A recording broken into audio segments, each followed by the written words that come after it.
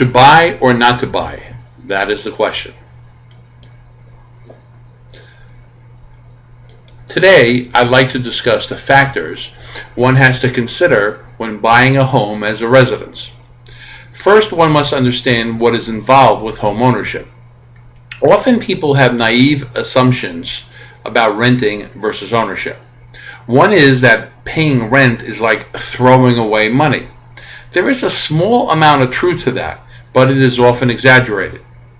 When you own your own home, there are lots of responsibilities that goes with that, especially in terms of time and money. Homes have to be maintained, so when there are problems, they must be addressed. If something breaks, repairs must be done. Fixing things involves hiring professionals and buying replacement parts and general planning. A commitment of time and money is necessary. Sometimes owners must deal with multiple problems, and then the expense and commitment becomes greater, and sometimes it seems without end.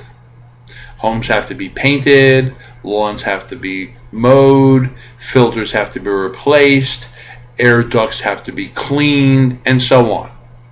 Pools and chimneys have to be maintained.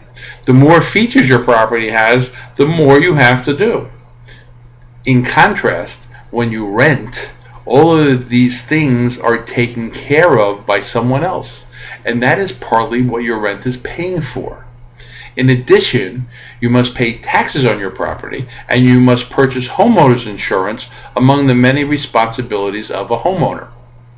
So the first hurdle in owning a home is learning all the costs in doing so versus the convenience of renting. One final piece to consider in the rent versus owning comparison: when you purchase a home, you have to pay for it with an assortment of cash and financing. So your wealth has been transformed. Assets have to be liquidated to pay for the home. And then there's the mortgage to deal with, your loan. All this is avoided when renting. When you rent, your wealth is mostly intact. There is no down payment, no interest payments, no principal payments. Now, I'm not trying to talk anybody out of home ownership. Owning your own place can be fulfilling, and it can and should be a wonderful thing, and it often is. But it isn't always so. One should not underestimate the significant costs and responsibilities to owning a home and the reasonable benefits of renting.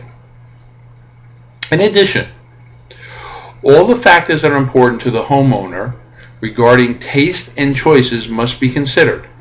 So after one has both mastered the understanding of homeowner responsibilities and has selected the kind of place one wants to live in, then the search begins. But before that search begins, one of the most important steps of the process must be completed, and that is affordability analysis. One must come up with a way to finance the purchase. A lot of thought must be given to the economic feasibility of the purchase. The biggest problem with the housing market collapse of the period 2008 through 2010 was that with this voracious appetite of so many to own properties, they overcommitted financially and didn't understand all of the risks of home ownership, especially the affordability issue. Many made rosy and not reasonable assumptions about the future, especially their own future, and took on a heavier financial commitment than they figured. And thus they were forced to pay the price when they discovered too late that they could not afford the property that they purchased. In some cases, their dream home.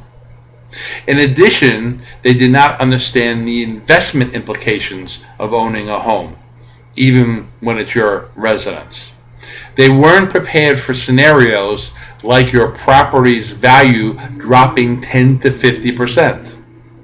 When the housing market is favorable, which it is most of the time, it will consistently rise.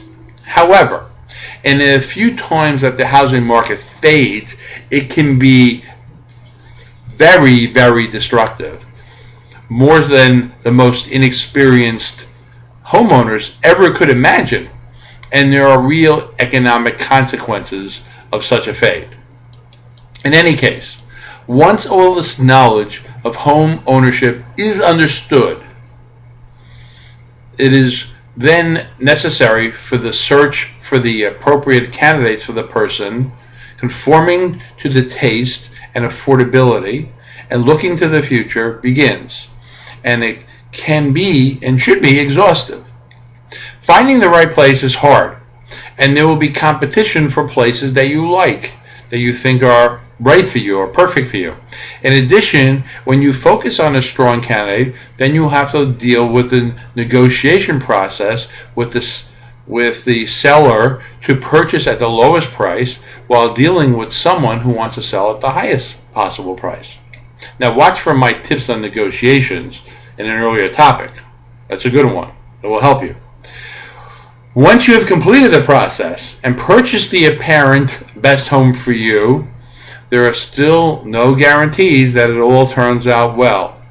But doing things the right way prior to the purchase gives you the best chance for a successful situation. Thank you.